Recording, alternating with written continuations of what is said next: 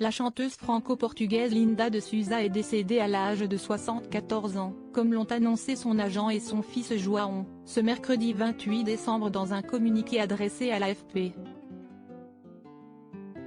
L'interprète du titre au Malien était alors hospitalisée dans l'Eure, département au sein duquel elle résidait, pour insuffisance respiratoire et était positive au Covid-19 peu avant sa disparition.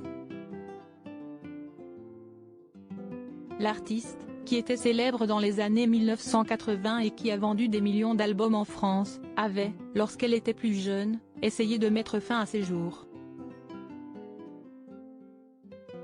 En effet, alors qu'elle n'avait que 16 ans, Linda de Souza avait fait une tentative de suicide.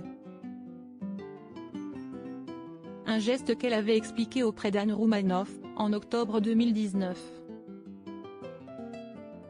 Au micro de l'émission Ça fait du bien, diffusée sur les ondes d'Europe 1, la chanteuse affirmait avec sincérité, « Aujourd'hui, avec le temps, avec l'âge, parce que j'ai 71 ans, tout ce que j'ai pu faire, comme vient de dire Anne, c'était pour attirer l'attention. C'était juste pour ça. » Visiblement, ce geste aurait été déclenché par le manque d'affection reçu de la part de sa famille. La maternité, la raison de sa guérison. L'humoriste et animatrice radio le rappelait lors de cet entretien, « Vous étiez une famille de 8 enfants. Vous dites que votre maman ne vous a jamais dit qu'elle vous aimait. À 5 ans, on vous dépose en pension. C'était comme ça », résumait Linda de Souza, qui n'a jamais gardé de rancœur envers sa mère, même si cette absence de tendresse l'a poussée à jouer avec sa vie.